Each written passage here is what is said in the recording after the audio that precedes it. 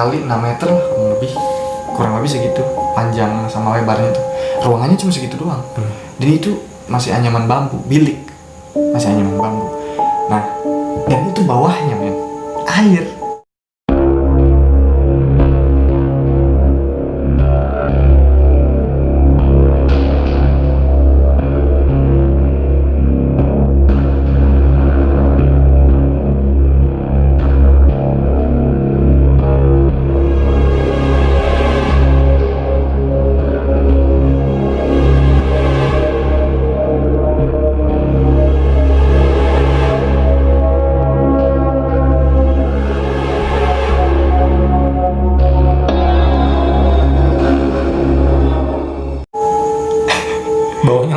Bawahnya langsung air. Jadi gua nggak habis pikir gitu pas ngobrol sama ibunya. Aja kalau misalkan pengen yang lebih ini mah di bawah aja, mau nggak? Yuk di bawah. Anjing di sarang buaya men, itu air gede, rentang loh men. Pasti. Di bawahnya kan, dia ngajak di situ. Maksudnya kita jauh-jauhan. Gua di sini, misalkan si ibu itu di sana. Ngajaknya kayak gitu. Enggak deh bu, sini aja kata gue kan. Pas itu gue tidur di situ kan. Gue dibangunin. Bangun, udah jam 12. Ayo zikir, ayo. Gue zikir bareng. Lampu dimatiin, dia udah pakai mukena kan. Gue zikir. Nah, udah zikir. Udah lewat lah malam pertama, nggak ada apa-apa. Pas malam berikutnya, kejadian lagi kayak gitu. Gue dibangunin lagi. Gue dibangunin, zikir, habis zikir, beres kan, udah dimatiin. Gue tidur. Pas tidur, si ibu ini tuh ngebangunin lagi, tapi gue nggak tahu. Tapi tahu sih, ada yang kayak gitu. Itu setelah zikir beberapa menit kalau nggak salah ya, setengah jam kemudian, nggak tahu 1 jam kemudian, dia ngebangunin lagi habis zikir tuh. Kan ini gua nih tidur, ini teman di sini, Bu Puji sebelah sini, ini kosong, Bu Puji sebelah sini tidurnya.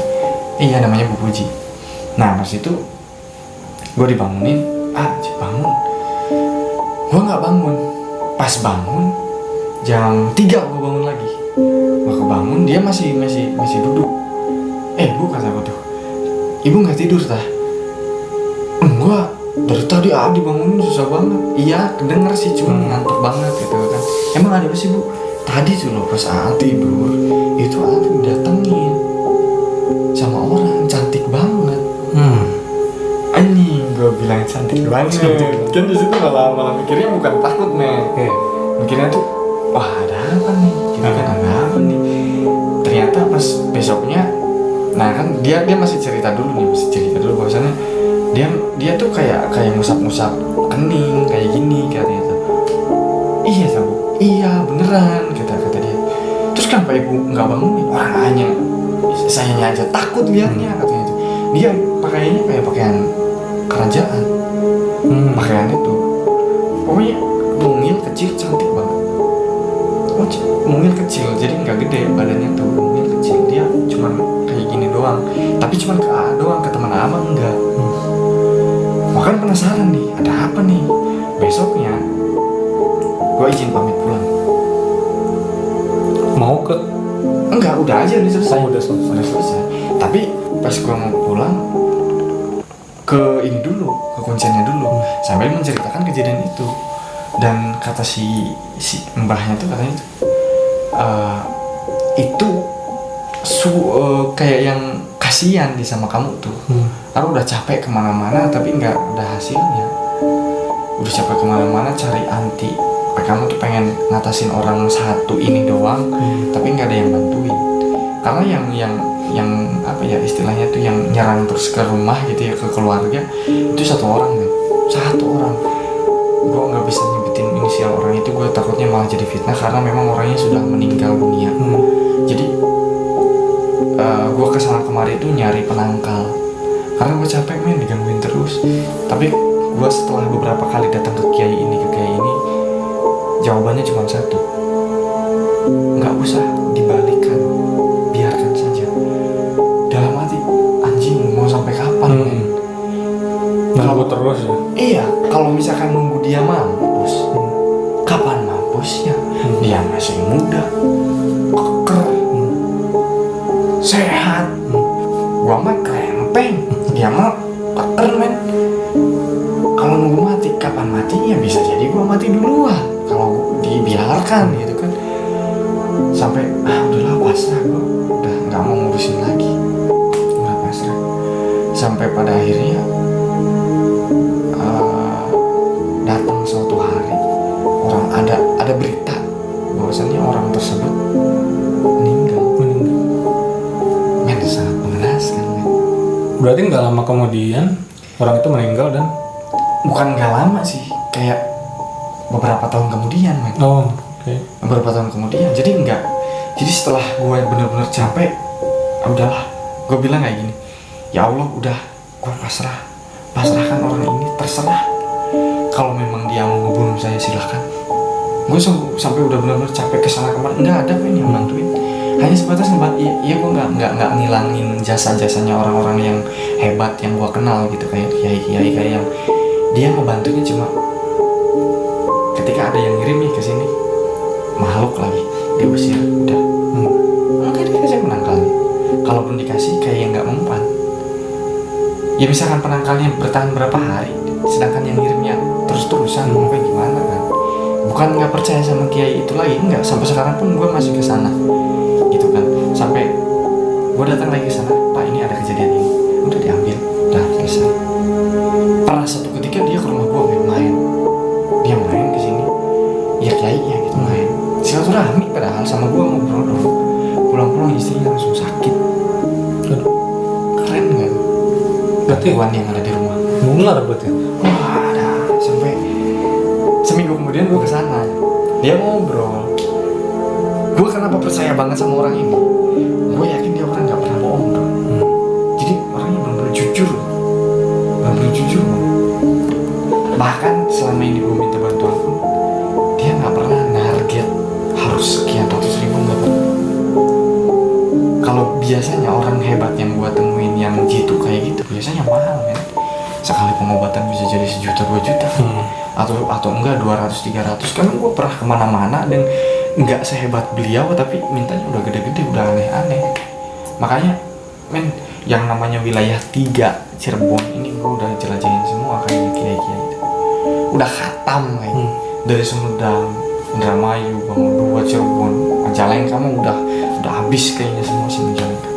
Sampai pada akhirnya udah cuma satu ini doang patokan gue, ini orang ini udah dijamin kayak gini.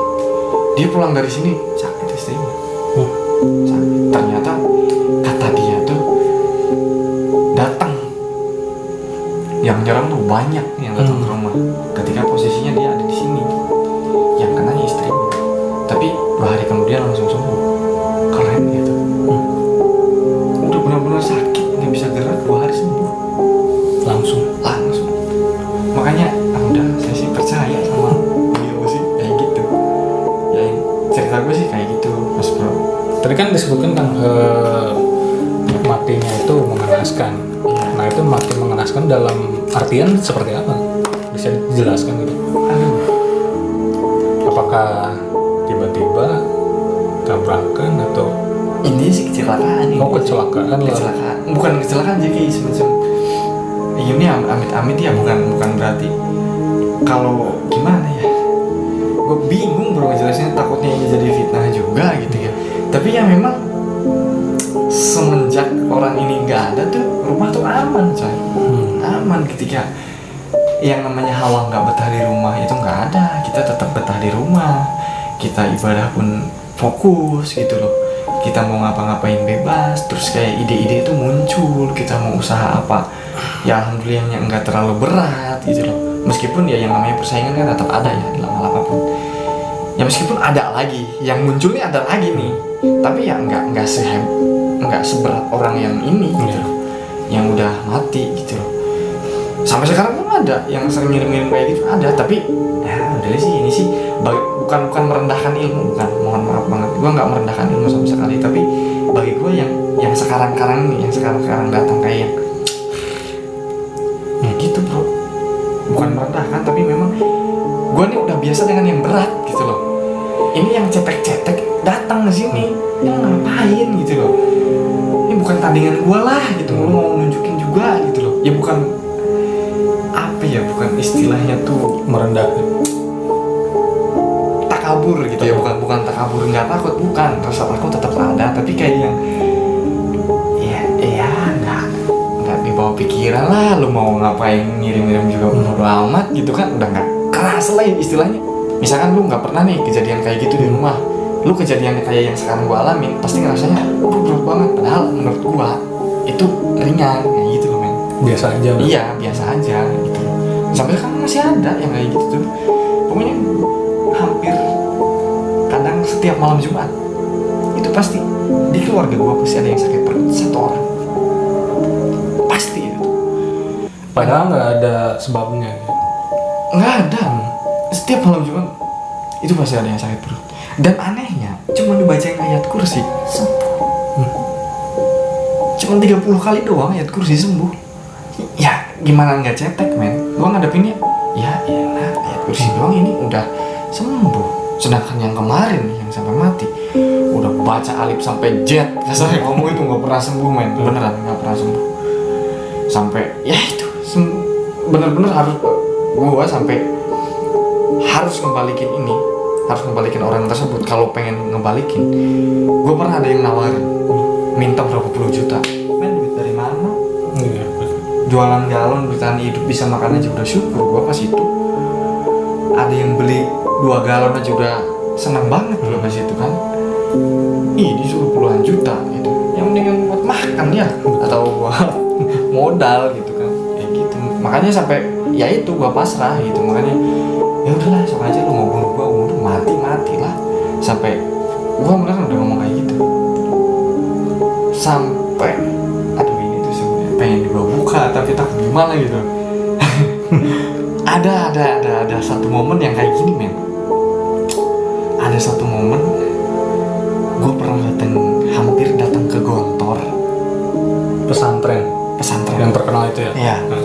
Gua mau datang ke sana cuma untuk beli yang namanya, bukan beli sih, kayak ijazah, ngerti gak sih ijazah? Kayak semacam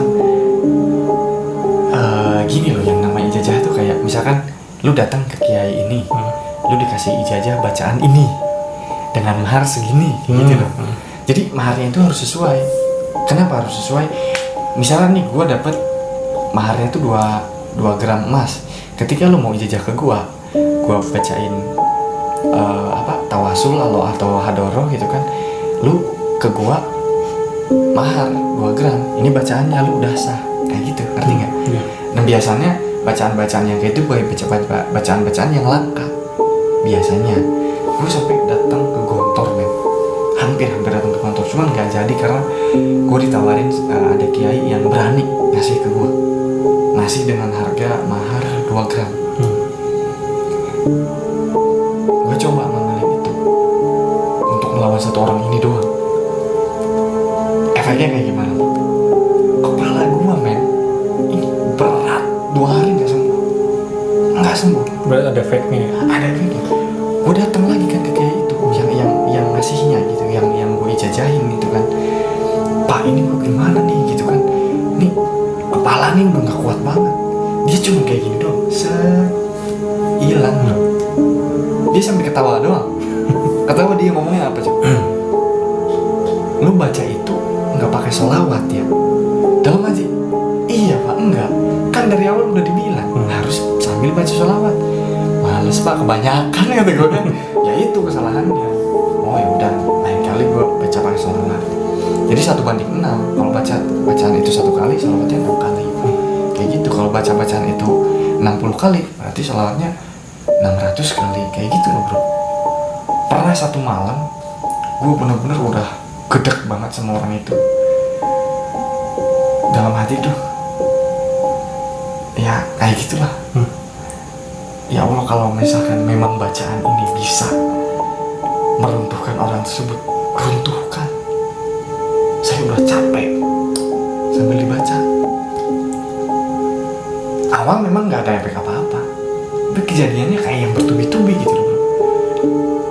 Kejadian yang dialaminya tuh ini juga nggak tahu gue dosa apa enggak gitu ya, karena memang men 4 tahun men gue digituin, keluarga gue hancur digituin. Dan ini dia juga penyebab broken home keluarga gue tuh, dia juga penyebabnya itu, penyebab perceraian orang tua itu dia juga gitu. Sisi alasannya karena apa?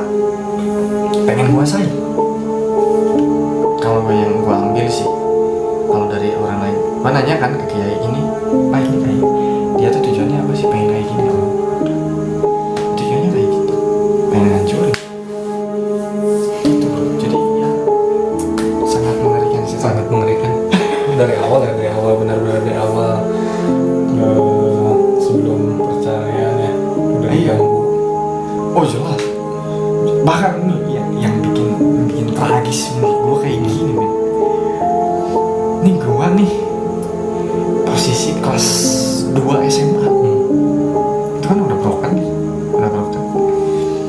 Posisi ibu gue nih lagi ngandung men. Lagi ngandung. Pas ibu gue ngelahirin kan di rumah, nggak di rumah sakit. Gue cari apa sih, dukun apa? Paraji. Paraji. Kalau bahasa Indonesia itu apa sih? Apa ya? Kurang tahu kan. yang saya tahu cuma bidan. Iya, kalau bahasa Indonesia bidan. Kalau bahasa Sunda paraji itu dukun melahirkan. Dukun beranak. Ya. Gue tuh kan malam-malam coba men. Gue nih orang bocah, posisi gue masih bocah SMA. Men malam-malam nyari dukun beranak. Iya. Sedangkan menurut mitos, kalau yang orang yang nyari dukun beranak biasanya ketemu sama apa? Kuntilanak men. Ngeri banget jam 11 biasanya nih.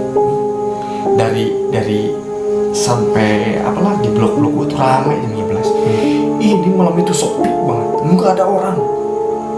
Gue keluar jam 11 anjing ngeri banget men. Sepanjang jalan masih untung lah pas itu gue sampai ke rumahnya ketemu sama orangnya langsung gitu. Gue bawa beneran orangnya yang gue bawa, bukan makhluk kayak gituan gitu. Makanya aduh gue ini masih bocil gitu, udah nanganin hal-hal yang di luar nalar gitu. Bahkan orang dewasa pun mungkin akan merasa perih gitu kalau mengalami perih yang gue alami gitu. Makanya parah banget ya. Sakit banget. Nah itu ya, tadi sangat banyak cerita dari Kang Aang, ternyata banyak yang gak masuk akal. Dan kita harus dengerin podcast ini tuh dari awal biar semuanya tuh ngerti gitu kan teman-teman di rumah. Iya, biar nggak salah tanggap. Jadi nggak usah dilewat-lewat nih, biar ngerti gitu kan. Kalau kita langsung berapa menit langsung ke akhir kan nggak bakal ngerti nanti. Makanya Anda kalau bikin opening jangan lama-lama. Cukup oke gitu aja. Nah Kang, selain cerita horor nih, Kang tuh sekarang aktivitas di rumah atau lagi ngapain aja nih? Kalau aktivitas di rumah aja sih. Di rumah aja. Paling udah mau nikah kapan nih Kang? Itu yang sering ditanyakan orang-orang tuh. Nikah kapan? Sans ya. Jadi sebelum penghasilan tetap jalan, gue sebisa mungkin jangan dulu ya. Jangan dulu ke arah sana. Karena nanti gue nggak mau ngecewain seorang istri yang kita pilih gitu. Jangan sampai kayak gitu lah intinya. Ya pengen menikmati masa sendiri dulu mas bro. Karena kalau laki-laki itu umur ideal nikahnya masih sekitar ya masih 25, masih anak-anak ya? Iya masih aman sih, masih aman. Anda 25 ya? Iya. Masih aman sih 25. Meskipun kata orang udah pas malah lu PM. Santai aja, jangan sampai kita menjadi duda muda. Kayak gitu bro. Biasakan nikah itu 1 kali, santai. Tapi telat juga jangan sih.